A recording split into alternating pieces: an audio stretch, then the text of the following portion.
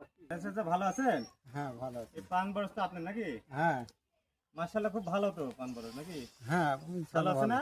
হ্যাঁ ভালো আছে। আচ্ছা এখন কিন্তু বৈশাখ মাস চলছে তাই না? হ্যাঁ বৈশাখ জ্যৈষ্ঠ মাসে একটা কাল ওদিক বৈশাখী তাকান ঝড় না, হওয়ার না? সম্ভাবনা আছে জানেন? এদিকে তাকান। হ্যাঁ হ্যাঁ কাল বৈশাখী ঝড় হয় না আপনারা দেখছেন তো এর আগে? হ্যাঁ কাল বৈশাখী ঝড় হয় বা বিভিন্ন রকম ঝড় বৃষ্টি হয়। এই সময় পান কিন্তু আপনাদের একটা প্রধান ফসল তাই না? পানের হ্যাঁ। উপরে কিন্তু আপনার একটা অনেক সংসার নির্ভর করে তাই না? হ্যাঁ আমার সংসার আর চালিয়ে মাশাআল্লাহ কিন্তু যাচ্ছে। পানও খুব চমৎকার পান হয়েছে।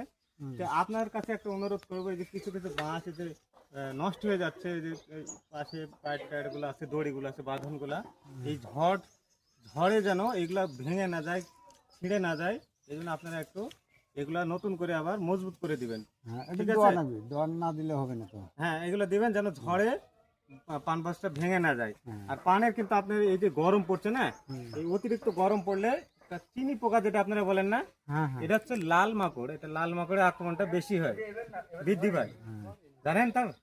হ্যাঁ এটাই তো এটা যখন তাপমাত্রাটা গরমটা বেশি হবে মানে ভ্যাপসা গরম গরমটা যখন বেশি পড়বে তখন কিন্তু আপনি এই দেখবেন এই পানের নিচের পৃষ্ঠায় আপনার কি হয় এই চিনি পোকা যেটা বলেন সাদা সাদা হ্যাঁ, ওটা হচ্ছে একটা মাকড় এটা মাকড়ের আক্রমণ হয় বুঝলেন তো?